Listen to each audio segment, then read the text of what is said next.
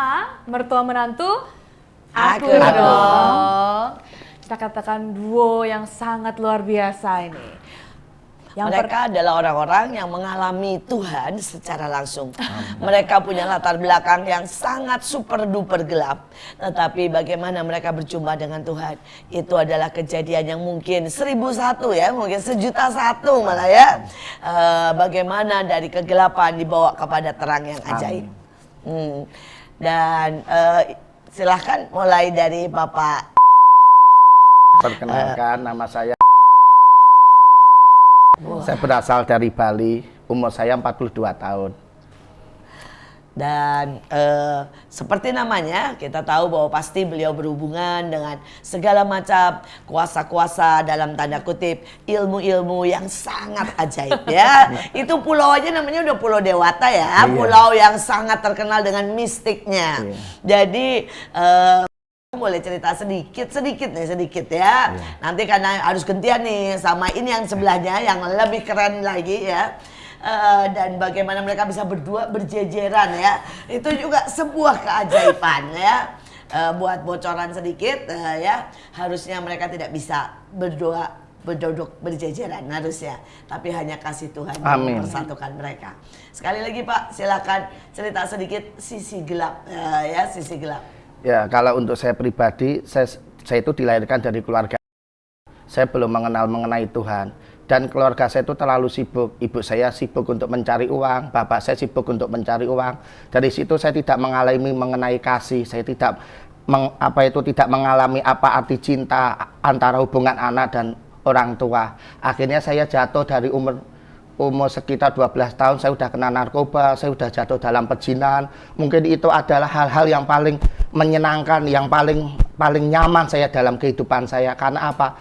Orang tua saya terlalu sibuk. Akhirnya saya jatuh dalam perzinahan, mungkin saya jatuh dalam kuasa kegelapan. Nah, dari situlah, dari tahun 2015 saya mengalami perjumpaan dengan Tuhan itu di kota Surabaya. Itu sewaktu saya mengikuti organisasi terlarang di Indonesia. Itu organisasi yang sudah ditutup. Saya tidak perlu menyebutkan mereknya, tapi dari situlah saya mengalami perjumpaan dengan Tuhan di saat saya ada perampokan di toko emas. Tapi saya tidak mengenali, saya tidak bisa mengambil gambar, saya tidak bisa, itu cahaya itu terlalu terang, saya tidak mengambil emas-emasnya. Tapi saya kira itu Bapak mau merampok ya? Iya, itu ada tugas karena itu di dalam pasukan 52, pasukan 5 roti 2 ikan di dalam organisasi saya. Tetapi 5 roti dan 2 ikan bukan seperti yang Alkitab ya? Oh tidak. Tetapi adalah merampok caranya. 5 roti 2 ikan itu sebagai lumbung-lumbung mereka. Bisa dari perdagangan narkoba, perdagangan alat vital, mungkin ginjal, jantung, perdagangan anak di bawah umur, mungkin dari hasil perjudian. Wah, tapi disebutnya 5 roti dan 2 ikan. Seperti itu. Sekali lagi ada banyak kali kalau kita menyebut satu hal, ya 5 roti dan 2 ikan, mungkin kita berpikir tentang mujizat. Ternyata ini adalah bicara tentang perampokan, perjualan narkoba. Jadi jangan mudah disesatkan. Jangan mudah ikut kepada hal-hal yang kelihatannya rohani. Karena seringkali itu bisa membawa kita kepada hal-hal yang negatif. Mari cek and recheck, banyak berdoa. Juga mari bertanya kepada orang-orang tua kita, pada mereka yang bisa kita percaya. Nah, sekali lagi ya Pak, jadi pada waktu Bapak itu dapat tugas merampok emas kan itu? Saya kan ditunjuk saya kan masuk pasukan 300. Jadi pasukan 300 sih saya 12 orang terbaik. Dia gitu. Itu kan dibagi pasukannya itu diambil dari sekian ribu bahkan puluhan juta orang. Itu dia namanya pasukan 300. Itu udah orang-orang pilihan. Mungkin orang yang betul-betul loyalitas, betul-betul militan. Mungkin dari hal pemikiran, kecerdasan. Pinter dan sebagainya. Itu orang itu udah pasti dimasukin chip. Oh, dari 300 itu orang diambil 12. Iya, itu orang yang paling terbaik. Baik. Dan Bapak hari itu dapat tugas. Iya, saya masuk 12 pasukan tak terhentikan. Waduh. Luar biasa. Jadi saya harus belajar untuk ilmu kegelapan. Saya harus menyerang suatu. Saya harus menyerang karena apa? Dari organisasi itu kita itu sebagai rubah. rubah itu tujuannya apa? Untuk merusak kebun anggur. Lah kebun anggur itu hubungan kita dengan Tuhan, hubungan kita mungkin kita sebagai pembawa lawatan, atau mungkin kita pemotong destiny supaya orang itu tidak menjadi hamba Tuhan. Wah, luar biasa. Karena mereka tahu. Iblis itu begitu tekun ya. Jadi kalau anak-anak Tuhan kurang tekun, anak-anak Tuhan nggak benar-benar lah piye iki ya. Nah, itu ntar ada yang bagian namanya pasukan penjala, itu ada bagian sendiri. Nah, jadi waktu itu kita balik ke tadi toko emas ya. Iya. Jadi waktu Bapak mengerahkan kekuatan, jadi kalau Bapak ngerampok itu caranya piye? Nggak model kayak kasar bawa Tembak-tembak. pistol enggak, kan? enggak. Kita Caranya akan gimana? ngambil. Jadi di sana itu kita ada namanya peperangan. Jadi pertama kita harus mengenali siapa diri kita. Kedua, siapa lawan kita. Nah, ketiga kita baru tanding menyiapkan senjata. Nggak mungkin dong, misal saya mau menyerang ibu, tapi saya belum tahu kekuatan ibu, lah itu mustahil. Nah, terus waktu ke toko emas itu piye? Waktu pas di toko emas itu saya tidak, itu udah ditarget, tapi saya tidak menemukan suatu emas karena Ditutup. cahaya itu saya tidak bisa melihat apapun itu. Tapi ada satu bapak, dia memegang tas hitam. Saya kira tas hitam itu isinya uang atau apa, ternyata sebuah Alkitab. Itu awal pertama. Nah, saya pulang. Iya. Saya balik, akhirnya Alkitab itu saya baca, saya nggak ngerti, saya ceritakan. Nah, tapi ada satu kesan yang di dalam hati saya. Bapak itu berdoa untuk saya. Dia tidak mengutuk saya. Dia berdoa Padahal untuk ngambil saya. Alkitabnya Iya, ya. udah saya tonjok, dia tersungkur keluar berdarah, tapi Bapak itu berdoa untuk saya. Dia mengampuni, bahkan dia berdoa untuk keluargaku. Dari situ hati saya selalu gelisah, Ibu. Selama sebulan, 2 bulan. Bahkan saya mau menikmati narkoba aja saya nggak nikmat. Di hati ini terus gelisah. Lah akhirnya saya memberanikan diri ketemu Bapak itu. Wah, luar biasa. Tahan dulu ya di situ ya. Wah, sangat-sangat ajaib. Seringkali pada waktu kita berdoa, kita mendapati sepertinya Tuhan tidak menjawab. Padahal Tuhan sedang bekerja. Tuhan membiarkan Bapak ini kena tonjok, bayangin. Ya, Tuhan membiarkan Bapak ini diambil tasnya. Sedangkan emasnya Tuhan lindungi. Ya, kelihatannya aneh kan? Tetapi ini adalah cara Tuhan untuk membuat beliau bertemu dengan Tuhan. Amin. Dan Bapak ini membalas keadaan itu dengan mendoakan. Sekali lagi, siapapun kita dan apapun yang kita sedang alami, mari bereaksi benar. Pada waktu kita bereaksi benar, kita akan melihat kemuliaan Tuhan. Stop dulu ya, karena ceritanya masih sangat keren ya. Dan kita akan ke sebelahnya yang tidak kalah keren, mengalami sisi-sisi gelap. Nah, gimana nih ceritanya sampai masuk juga ke sisi gelap? Wah, udah cantik ya, nih. Belum denger nyanyinya. Sebelumnya perkenalkan, nama saya Veronica. Kemudian memang dari saya ini anak satu-satunya, tapi memang dari keluarga yang pengen melihat anaknya itu pinter dan biayanya nggak ada. Akhirnya saya dimasukkan di satu sekolah. Nah, di situ saya mulai belajar. Kemudian begitu saya mulai masuk ke SMP, ya umur SMP itu saya sekolah, tapi sekolahnya khusus. Saya hanya belajar tentang fisika, kimia, elektronik, matematika, Fokus hanya kesana itu. ya? Iya, saya nggak belajar sejarah dan lain sebagainya. Makanya kalau sejarah Indonesia saya nggak tahu. Wah. Iya, saya nggak ngerti. Kemudian Bahasa Inggris gitu belajar? belajar bahasa Inggris enggak. Jadi apalagi bahasa Inggris ya, kami nggak belajar tentang itu. Jadi hanya bahasa Arab gitu. Nah, ternyata Sekali dari lagi situ, bukan semua seperti ini Iya, ya. betul. Ini adalah khusus yang sebenarnya juga terlarang di Indonesia.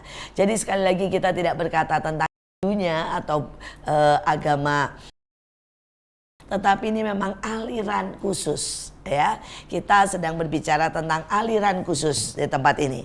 Aliran khusus yang diikuti oleh Bapak adalah aliran khusus yang kelihatannya Kristen, tetapi mengajarkan semua kejahatan. Sedangkan Ibu kelihatannya beribadah, tetapi juga mengajarkan semua kejahatan. Mari teruskan, Bu. ya akhirnya ternyata memang saya dipersiapkan untuk masuk ke salah satu jaringan terlarang di Indonesia ini. Kemudian saya mulai masuk di situ tahun 95. Kemudian tahun 97 saya dikirim ke satu negara. Negara ini juga negara yang khusus untuk mendidik orang-orang untuk menjadi teroris gitu ya. Saya belajar di sana 1 tahun. Kemudian dari sana, Wah, ini tanya dulu nih ya. Oh, iya. Namanya masuk ke pendidikan teroris. Kan biasanya laki ya. Iya. Ini kok perempuan? Nah kok Iya. kuat? Disuruh apa aja itu nanti? Kita supaya kita tahu nih ya. Iya. Fisiknya gimana, ilmunya gimana. Ini gimana nih caranya? iya, kalau memang untuk perempuan itu memang khusus Ibu. Jadi perempuan-perempuan yang mungkin mereka sudah bisa membaca ya. Oh ini fisiknya kuat, mentalnya kuat, mungkin mereka sudah bisa membaca itu. Nah tapi begitu sampai di sana memang perempuan bisa dihitung. Mungkin ada cuman puluhan, tapi kalau laki-laki memang banyak sekali ratusan. Nah di sana memang 6 bulan itu khusus kita didoktrin untuk tentang teroris, memang benar-benar didoktrin. Kemudian 2 bulan itu memang semua pasukan itu harus bisa menembak. Jadi kami belajar menembak dari Ibu laras bisa panjang. nembak, Ki? Iya bisa. Cuman sekarang udah gemuk jadi kayaknya udah agak berat. Alah ya nggak, tambah kuat jangan-jangan. Nah kemudian Itu kalau yang khusus segala macam senjata. Dari yang laras panjang sampai yang pistol itu kami semua belajar. 2 bulan itu pelajarannya. Wih, 2 bulan semua senjata loh, keren. Ya itu. Kemudian untuk 4 bulan ini untuk bulan terakhir itu memang kami udah dikhususkan. Jadi kayak dikelompokkan.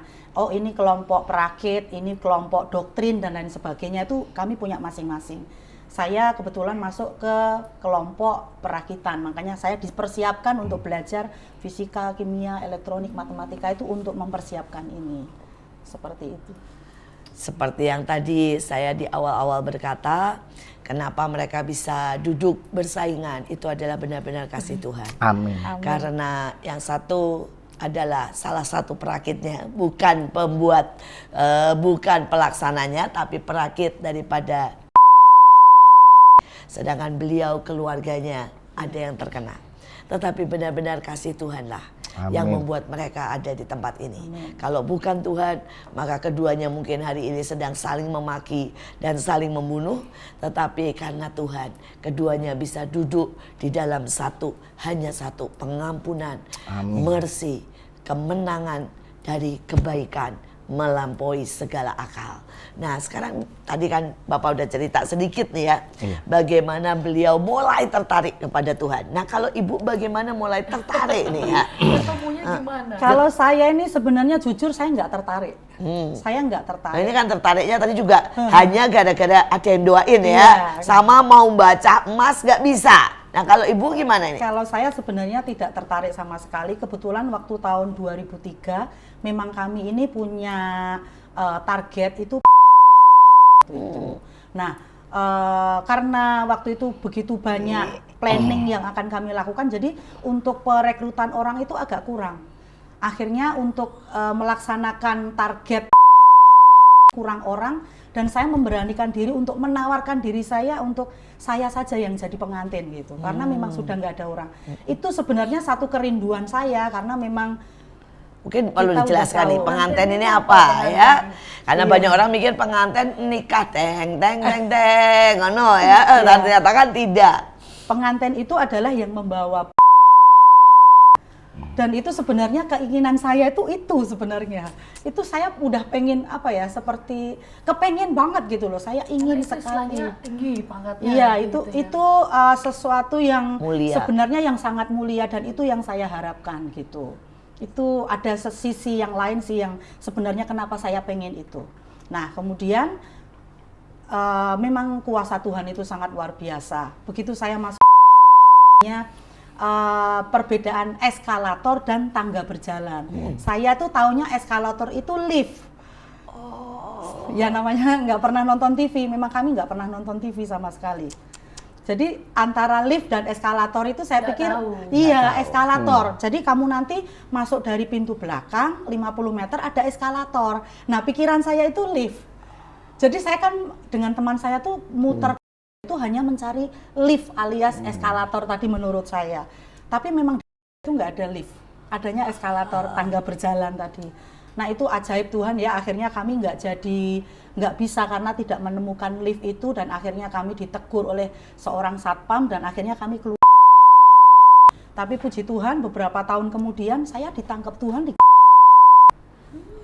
Itu juga ada satu kisah. Jadi beberapa tahun kemudian sesudah saya ada di satu daerah di Indonesia ini yang menjadi markas di tempat-tempat untuk pendidikan itu, saya tuh punya satu kerinduan, saya pengen keluar dari situ, saya pengen kerja, saya pengen naik haji. Karena saya ingin melaksanakan ibadah yang memang saya sakral, rindukan. ya, betul. Cuman pertanyaannya, saya kan nggak bisa naik haji karena saya nggak punya uang, Ibu. Jadi semua teroris itu tidak ada gaji sama sekali.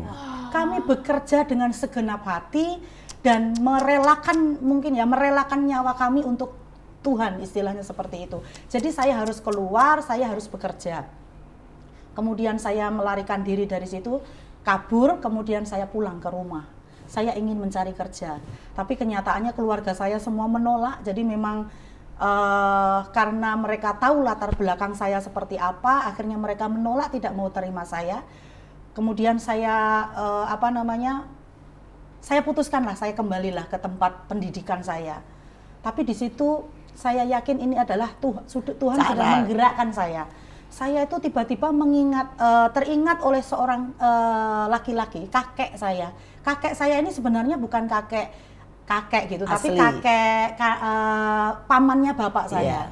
Nah, kemudian saya balik ke situ, saya datang ke tempat kakek saya, kemudian saya ceritakan kalau saya tuh terlibat di sini, saya dulu pernah sebagainya. Akhirnya kakek saya ini melindungi saya. Itu satu hal yang sangat aneh.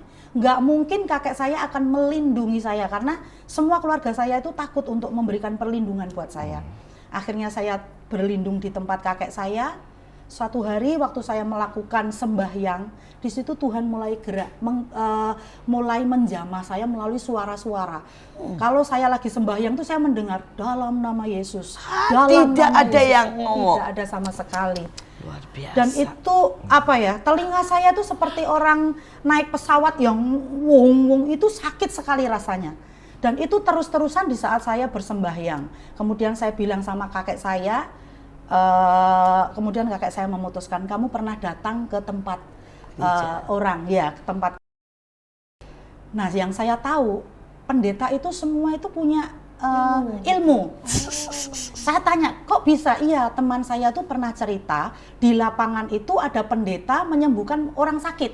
Tapi di saat dia pulang, sakitnya itu kambuh lagi. Itu namanya guna-guna. Nah, dia ngomongnya begitu. Iya, itu kakek saya udah, kamu ini sepertinya diguna-guna gitu, karena kamu pernah masuk. Nah, kalau kata orang, kalau orang diguna-guna, kalau tahu siapa yang mengirim guna-guna itu, kamu datang ke tempatnya, pasti guna-gunanya hilang. Terus gimana? Kamu harus datangi supaya guna-gunanya hilang.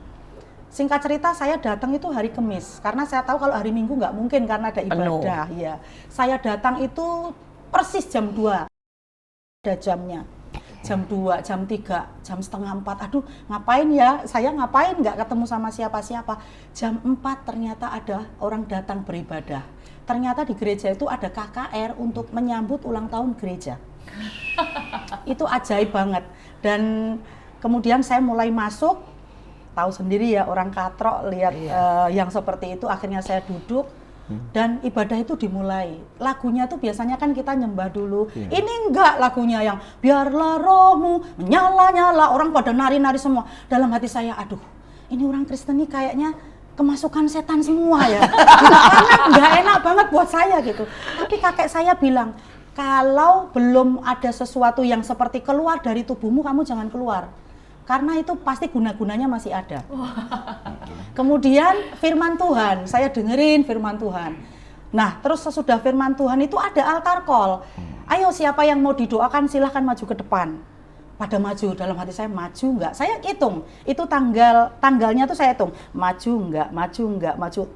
Terjatuhnya tuh maju sebenarnya. Ngapain saya maju gitu, nggak mungkin saya nggak mau maju. Begitu udah didoain, banyak orang di situ manifestasi, yang meraung-raung, yang nangis-nangis. Saya langsung berdiri, wah ini nggak bener nih, ini bener nih di gereja setan semua ini. Wah, saya udah membentengi diri saya dengan ayat-ayat yang saya tahu. Nah, kemudian singkat cerita, sesudah itu Pak Pendeta turun dari mimbar, dia kelilingin kursi jemaat. Dia berhentinya di belakang saya. Kemudian waktu itu saya nggak pakai jilbab karena saya pakai baju yang tahun 2003 saya datang ke gereja itu, dan topinya berbeda. Dia tepuk pundak saya. Waktu dia tepuk itu saya rasanya deg-degan, jadi jiwa teroris saya hilang waktu itu, benar-benar punya rasa takut gitu. Kemudian saya menoleh, dia baru tahu kalau saya perempuan. Kemudian setelah itu, kamu dari seberang ya gitu. Bukan Pak, kamu pasti dari seberang. Akhirnya saya dibawa ke ruangannya, saya ditanya, akhirnya saya ngaku bahwa saya dari seberang, tapi saya tidak pernah ngaku tahun 2003. Kemudian singkat cerita saya dikasih kartu nama oleh Pak Pendeta ini, kamu datang ke rumah saya Senin sampai Sabtu, Senin sampai Jumat, Sabtu jangan ke rumah saya karena pasti saya pelayanan. Begitu saya datang, singkat cerita saya datang ke rumahnya, saya dibawa ke ruang doa keluarga, mereka nyembah Tuhan. Lagu yang pertama kali saya dengar, kalau ku cari damai, hanya ku dapat. Itu dalam hati saya, ngapain saya dengerin orang nyanyi gitu loh. Akhirnya saya merangkak kaki saya mau buka pintu, tapi saya nggak bisa. Karena pintunya itu yang bukanya diputer-puter itu loh. Saya pencet tengahnya nggak buka, saya pencet tengahnya. Ini gimana cara bukanya? Akhirnya saya, ya udahlah besok kan saya nggak datang ke sini. Tapi ternyata Pak Pendeta ini sharing firman Tuhan yang berbunyi seperti ini. Malaikat Gabriel datang kepada Maria dan berkata, engkau akan mengandung dan akan melahirkan seorang bayi yang engkau akan menamai dia Yesus. Dalam hati saya seneng banget. Ini Pak Pendeta mau cerita tentang Yesus, saya mau dengerin sampai Yesus disalib. Karena ini satu kesempatan buat saya untuk menyadarkan Pak Pendeta ini bahwa itu manusia, bukan layak untuk disembah. Tapi ternyata hari itu Yesusnya nggak disalib. Masih panjang ya ceritanya ya. Selasa saya datang lagi, ternyata nggak disalib juga. Rebo, Kamis, Jumat, minggu depan, Senin, sampai akhirnya hampir 7 bulan baru Yesusnya disalib. Luar biasa, luar biasa. Ya kita potong dulu dengan yang akan lewat ya. Karena cerita mereka luar biasa ya. Nunggu sampai Yesusnya disalib. Abis ini nanti kita kembali lagi nih ya sama Bapak. Bagaimana sampai mereka terima Yesus. Ini juga belum nih ya, belum ketemu nih ya. Belum, masih nunggu tuh Yesus disalib. Kalau yang satu pokoknya mau narkoba aja nggak enak karena ada yang mendoakan. Nah, kita tunggu yang sangat seru. Oke, tetap stay tune di MMA. Inilah mertua menantu. Aku dong.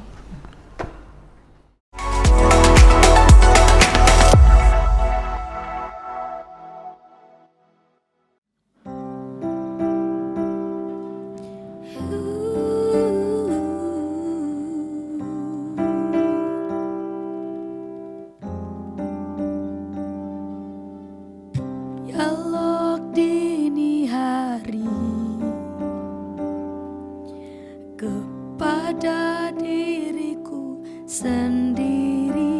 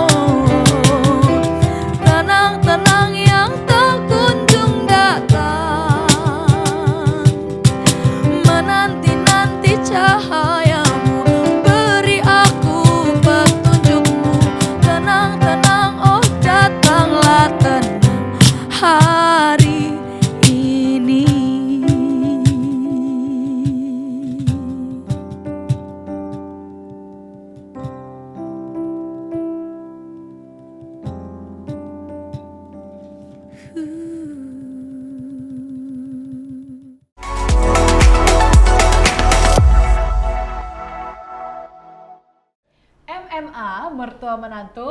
Aku dong. Wah, luar biasa. Kita langsung lanjut lagi nih, ceritanya masih seru tadi. masih seru. Terakhir masih menunggu Yesusnya disalib. Iya, kalau yang ini menunggu nih ya, apapun gak enak nih sejak ada yang mulai berdoa. Mari kita lihat bagaimana mereka dari gelap menuju terang. Bagaimana dari penjahat menuju pembawa kasih. Amin. Mereka lah bukti nyata bahwa mereka bisa mengampuni, mereka bisa berubah, mereka bisa menjadi pembawa-pembawa kemuliaan nama Tuhan. Nah, kita balik nih ke Bapak. Pak, perjumpaan kedua katanya dengar-dengar di Balai Samudra nih di Jakarta ya dengan kuasa Tuhan. Itu ceritanya piye? Waktu itu dari organisasi Telarang saya dapat kesempatan yang kedua karena waktu perampokan itu gagal. Lah akhirnya saya dapat kesempatan itu untuk menyerang orang pembawa lawatan. Lah saya belum tahu waktu itu siapa yang mau saya serang. Terus dukun-dukun itu udah dikumpulkan semua dari tanggal, semua itu dari jumlah 7. Semua berhubungan dengan angka 7, hitungan kejawen waktu itu. Dari waktu itu udah ditentukan harinya apa semua udah. Jadi 7 bulan 7 semua jam 7 ya, ya 2014. Betul. Tapi saya belum tahu lawan saya itu siapa, saya belum tahu gitu. Bahkan sebelum itu saya udah mengalami ritual, bahkan maaf saya harus berhubungan badan dengan jenazah apa itu untuk menyerang karena dia mengatakan lawanmu itu bukan sembarang orang, ini seorang karpet merah pembawa lawatan. Itu yang ditakutin di dalam kuasa kegelapan, itu yang ditakuti di dalam organisasi. Hanya ada 2, karpet merah dan mempelai waktu itu. Lah salah satunya dia masuk golongan karpet merah. Habis itu dia hanya memberikan foto. Lah saya lihat foto, susah sekali, gelap gitu loh. Saya mengatakan nggak bisa gitu. Nggak kebaca sama sekali ya. Kita nggak bisa mendeteksi. Untuk pemetaan itu saya tidak tahu. Saya ini lawanku seperti apa, saya bingung. Saya ritual kemana, apa terus saya lakukan itu untuk menyerang mereka gitu loh. Tapi tetap tidak bisa. Ya Tuhan berkata lain. Dari situlah saya mengenal Tuhan Bu awalnya. Lah akhirnya saya datang ke tempat itu, saya di Jakarta. Jauh hari, kita 4 hari sebelum kejadian saya udah datang.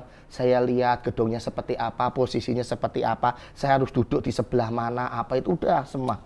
Lah waktu itu kebetulan yang kita mau serang, dia sakit perut. Dia gitu. Akhirnya dia mundur dari podium itu. Muncullah seorang perempuan. Lah saya udah bingung, saya udah yang diserang ini yang muncul perempuan gitu. Saya udah gemetar dan nyalanya itu udah gitu aura ya? yang dia punya itu lebih besar dari saya miliki gitu. Saya udah nggak ingat, saya udah nggak sadar. Tahu-tahu saya udah jungkir balik. Saya ingat itu saya udah dikerubutin orang. Saya bangun-bangun, udah di samping kanan kiri saya itu seorang waria udah lari sono sini, dia gitu. Saya udah muntah di situ, saya buang darah gitu. Lah akhirnya Pak Haji juga udah pergi, kawan saya juga udah ngilang semua. Saya seorang diri di Balai Samudra. Tapi ada satu ibu, dia berdoa untuk saya. Saya tidak mengenal namanya waktu itu. Dia berdoa, ya tapi udah badan udah remuk, saya udah lari. Akhirnya saya pulihkan tenaga sehari, saya berceritakan di organisasi saya. Bahkan saya dibawa ke persidangan mereka, ya saya tetap bersikukuh katakan gitu bahwa Tuhan itu ada gitu. Kalau orang itu mengutukku, mengumpatku, masih ada power yang saya miliki untuk menyerang mereka. Mereka mengasihiku, dia berdoa gitu loh. Dia memelukku. Jadi semua kuasa kegelapan ilmu yang saya miliki itu udah nggak aktif. Saya tidak bisa apa, tapi mereka ngotot, kata saya gila apa. Dari situ saya menyatakan bahwa Tuhan ada. Saya bisa lepas dari narkoba, saya bisa lepas dari pezinahan, saya bisa lepas dari minuman keras. Tapi semua membutuhkan waktu, nggak langsung seketika. Luar biasa. Sebuah kesaksian yang sangat luar biasa. Hari itu seorang yang harusnya diserang, ya, tiba-tiba sakit perut. Jadi Bapak Ibu, kalau kita lagi tiba-tiba sakit perut, jangan marah sama Tuhan. Ya, kadang-kadang itu perlindungan Tuhan yang ajaib. Ya, sakit perut pun adalah cara Tuhan untuk meluputkan kita dari bahaya. Tadi kita mendengar cara mereka menyerang. Mereka 4 hari sebelumnya sudah mengelilingi, sudah mendeteksi. Karena itu seringkali banyak orang Kristen tidak mau kenal yang namanya doling atau doa keliling. Bahkan tidak pernah membersihkan tempat di mana mereka pergi. Bahkan tidak pernah pemetaan, artinya menyelidiki siapa, mau kemana, bagaimana keadaannya. Tapi dari pihak kuasa gelap, dari pihak lawan melakukan hal itu. Jangan sampai kita jadi bulan-bulanan, padahal mereka puasa, mereka berdoa. Ya, berapa lama tadi persiapan untuk menyerang? 2 bulan ya? Iya, itu kita udah ada hampir sekitar 4 bulan lebih. 4 bulan. Sedangkan kita seringkali tidak mau deklarasi, tidak mau doa, tidak mau pengurapan. Sedangkan hanya untuk menyerang 4 bulan. Dan ada 2 hal yang tadi dikatakan yang sangat mereka takuti. Pertama adalah karpet merah. Ini artinya apa? Orang-orang yang membawa lawatan, orang-orang yang menginjil, orang-orang yang membawa kabar kemenangan, keselamatan buat banyak orang. Yang kedua mempelai, yang hidupnya mencintai, mengasihi Amin. Tuhan. Ya, biar kita ini menjadi pelajaran. Mari kita lebih sungguh-sungguh dari musuh kita. Karena musuh kita yang dipukul, dipaksa ya untuk mengerjakan kejahatan, mereka sangat sungguh-sungguh. Bagaimana kita yang menerima begitu banyak anugerah, kita memberikan sangat sedikit. Sekali lagi, Tuhan itu sangat mencintai kita. Tuhan mengatur dan Tuhan bekerja dengan segala macam cara. Amin. Dan bagaimana orang yang seperti ini hanya dengan dikasihi. Maka tiba-tiba semua ilmu non-aktif. Kasih memang lebih besar dari apapun juga. Amin. Kasih mengalahkan segalanya. Amin. Kita balik ke ibu nih. 7 bulan ya Bu ya. Belum ketemu juga Tuhan Yesus disalib. Tapi apa yang membuat ibu akhirnya suka untuk datang? Kalau suka untuk datang tuh karena saya pengen tunggu Yesus disalib. Karena kan memang saya tahu bahwa menurut yang di sana itu Yesus itu bukan Tuhan, dia hanya manusia gitu. Nah, ini seorang pendeta. Nah, memang di tempat kami biasanya itu kami tuh mencari kepala-kepala. Untuk merekrut itu mencari kepala-kepala Ibu. Jadi kalau biasanya kan kalau contoh satu pasukan kalau kepalanya sudah dapat itu kan pasti bawahnya Semuanya pasti. bisa Nah, kena. saya tuh merasa bahagia ketemu sama Bapak ini. Karena saya pengen pegang dia, pasti kan nanti belakang-belakangnya pasti belakangnya ikut kena. gitu. Tapi ternyata Yang kepegang ibu ya. itu dia, makanya terus begitu dia cerita tentang Yesus disalib gitu ya. Saya tuh mulai tergerak untuk menjelaskan kepada beliau. Saya tanya, Pak, maaf saya boleh tanya nggak? Dia bilang begini, kamu itu udah dari kemarin-kemarin, dari bulan-bulan lalu saya tunggu kamu nanya, kamu nggak nanya-nanya katanya. Saya bilang, saya juga nunggu Pak, Bapak ini cerita Yesus tapi Yesusnya nggak disalib-salib katanya gitu. Akhirnya dia tanya dulu tentang ke saya gitu, kalau di tempat kamu seperti ini bagaimana? Saya nggak bisa jelaskan. Kemudian sesudah itu dia menjelaskan tentang kenapa Yesus disalib. Yesus itu adalah satu pribadi yang tidak bercacat celah. Karena memang di dalam ajaran saya yang dulu itu harus binatang yang yang gendut, yang luar sempurna. biasa. Makanya kalau ada hari raya itu kan pasti gede-gedean berat, kambingmu berapa, sapimu berapa, seperti itu ya. Gendut-gendutan nah, ya. Iya betul, gendut-gendutan. Nah ini beliau menjelaskan, maaf yang gendut, mohon maaf. Ya nggak apa-apa, saya juga gendut kok Bu. Nah kemudian Itu jadi korban nanti ya buat Tuhan, tapi jangan buat yang lain. Nah kemudian beliau menjelaskan bahwa Yesus itu adalah orang yang tidak bercacat celah. Nah kalau di tempat sana kan masa kamu tahu kambingnya atau sapinya itu sehat atau mungkin ginjalnya cuma satu, kan kamu nggak tahu, harusnya kan tidak bercacat celah. Nah di situ saya mulai berpikir.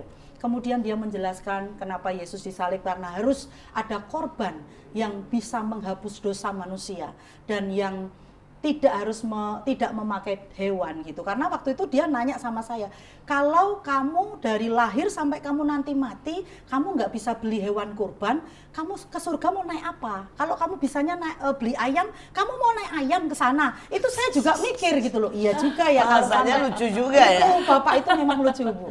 Nah kemudian saya mulai berpikir dan akhirnya tidak segampang itu saya untuk bisa menerima Tuhan gitu ya, karena saya bukan orang yang semudah itu. Akhirnya begitu saya pulang, saya bilang sama kakek saya, "Mbah, minta uang, buat apa? Beli buku." Akhirnya saya beli buku, itu buku-buku bekas. Dulu di Solo itu ada tempat penjualan buku bekas, itu khusus untuk buku bekas, mereka menjual di situ. Saya beli buku bekas di situ. Saya bilang sama penjualnya, "Mas, nanti kalau saya udah selesai baca ini, boleh nggak saya tukar lagi buku yang lain?" "Oh boleh," katanya.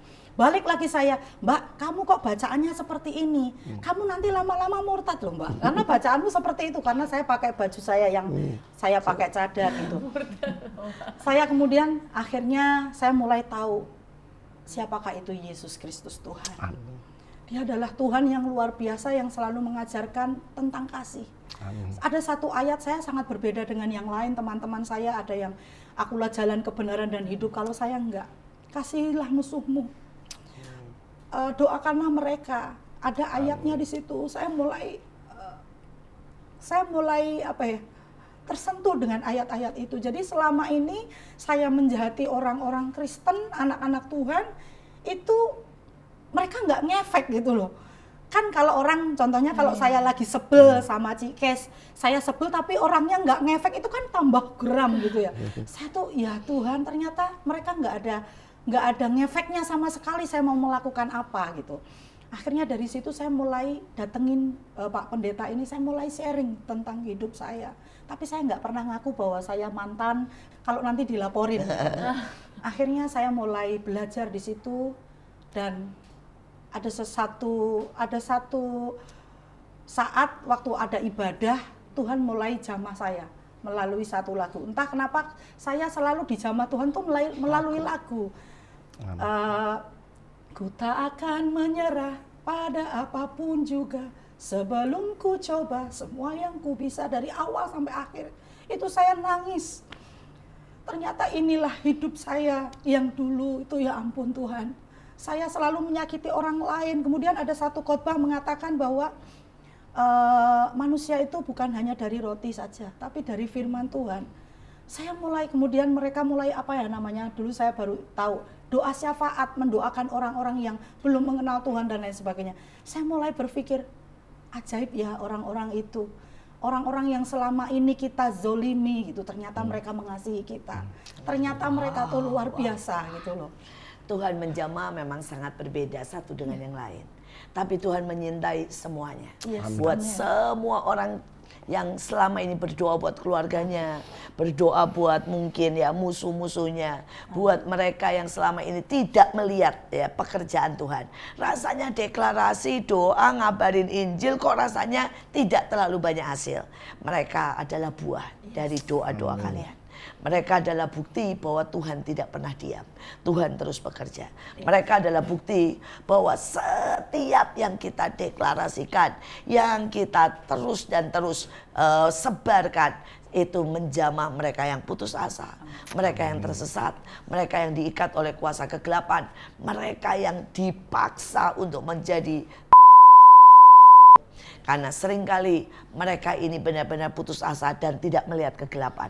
Tidak melihat jalan sama sekali. Tetapi dengan kuasa doa, kuasa cinta, dengan kasih mereka diselamatkan. Sekarang balik ke pastikan mengalami begitu banyak siksaan. Sampai disiksa sama keluarga dan mulai sampai di sidang ya, dan kemudian yang di dalam ini kan sangat banyak sehingga disiksa sama iblis itu. Nah ini supaya adik-adik sama semua yang lihat tidak pernah mau main-main sama kuasa gelap. Iblis kalau nyiksa bagaimana Pak? Terus golongan sana kalau nyiksa bagaimana? Sedikit ya ini supaya apa? Supaya kebayang, supaya jangan banyak orang itu berkata gini, wow garong enak ya kan, makan enak, tinggal ngomong orang-orang takut, kesirap ya kan. Banyak mereka yang memilih jalan dalam tanda kutip ya, kuasa gelap. Nah mari ceritakan. Kalau di dalam pihak kuasa kegelapan, segala sesuatu yang dia berikan itu pasti ada penuntutan. Semua yang dia berikan itu tidak secara gratis, tidak cuma-cuma, pasti ada penuntutan.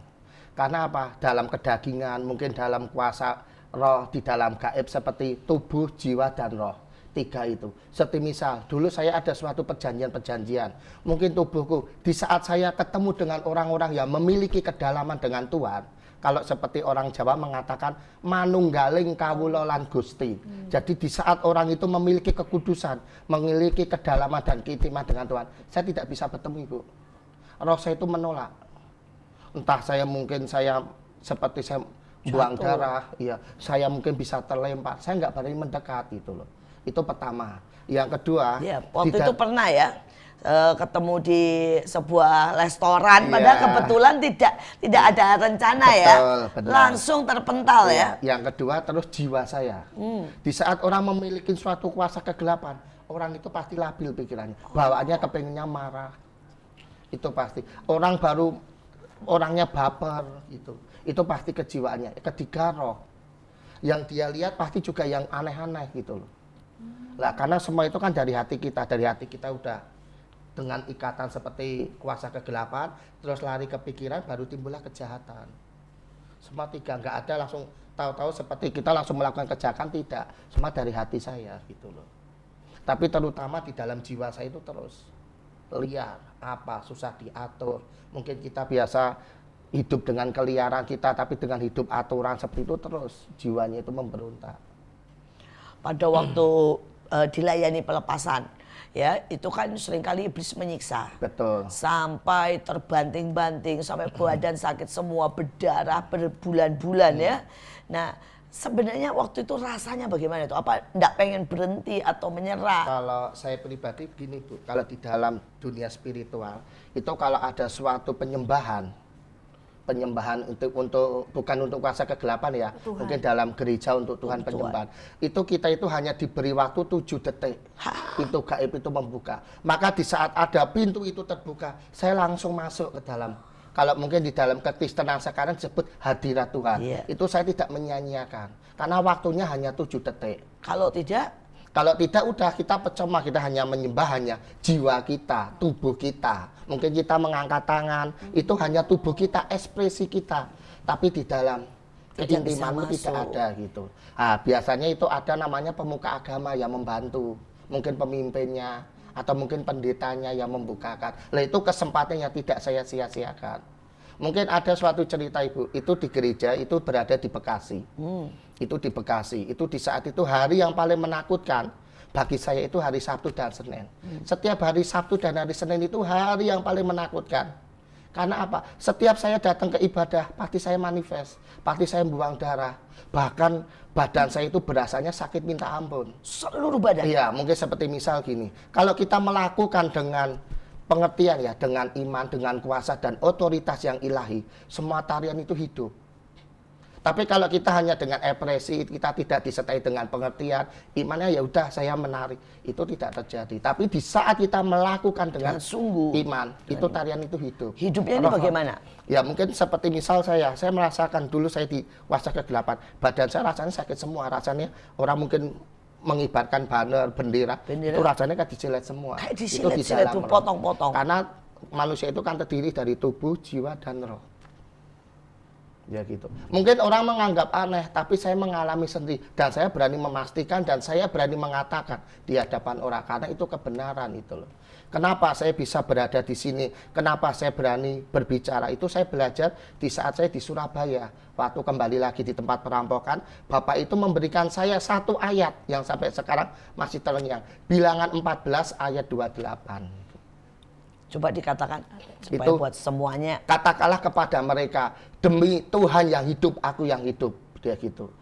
Jadi kita harus mengatakan apa yang kita katakan dan itu di hadapan Tuhan, Tuhan akan melakukan untuk kita.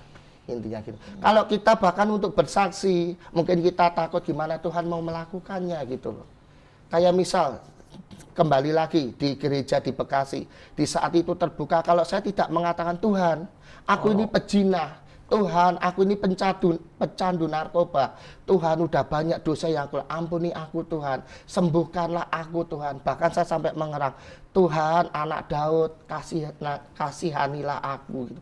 Di saat saya mengatakan itu, ada suatu peti, Bu. Peti itu menyala langsung menyambar saya.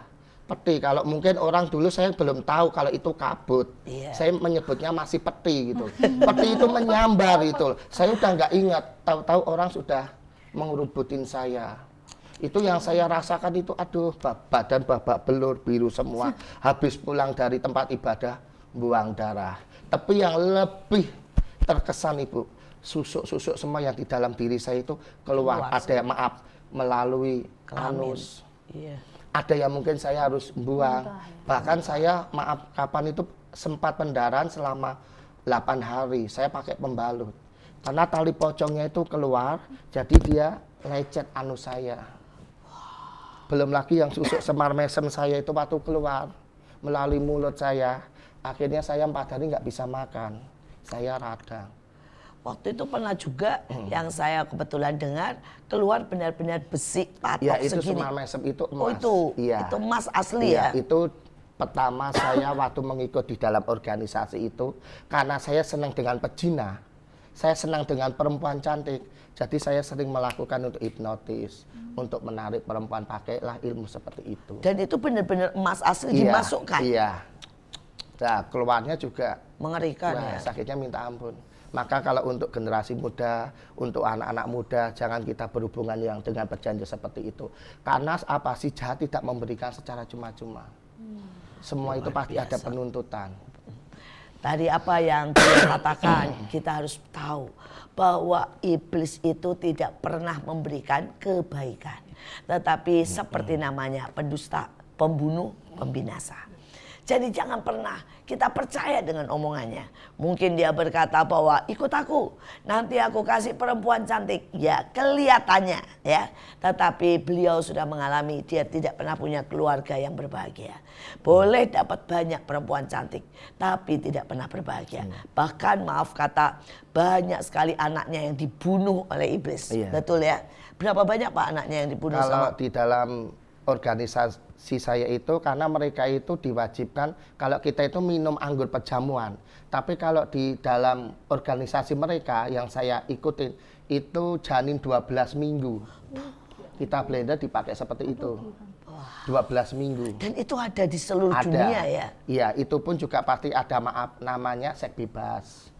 Istrimu istriku, suamimu suamiku. Nah itu istri bapak gimana reaksinya? Kalau untuk saya waktu itu saya kan hanya sekedar nafsu Ibu. Jadi saya itu senang mengumpulkan perempuan cantik itu karena hanya nafsu. Jadi belum menikah? Belum, saya tidak menikah. Jadi Sampai cuma sekarang nafsu belum. terus Iya. begitu dia hamil, bayinya malah diambil? Iya. Itu biasanya juga pilihan, nggak sembarang bayi. Yang hari lahirnya tertentu Ibu yang dia gunakan. Terus di blender? Iya, tapi itu masih dalam kandungan 12 minggu. Dikeluarkannya bagaimana? Dengan Itu puasa biasanya gelap? ada sendiri itu di medis. Mereka itu sudah dibayar semua Ibu. Mungkin dalam apa itu? Sama medis? Iya, udah ada semua. Bahkan untuk pemasangan chip pun juga ada orang tertentu tidak sembarangan. Karena semua sudah bisa dibeli Ibu. Banyak kali kita tidak melakukan peperangan rohani. Dan banyak orang berkata itu tidak ada. Tetapi itu terbukti ada di seluruh dunia.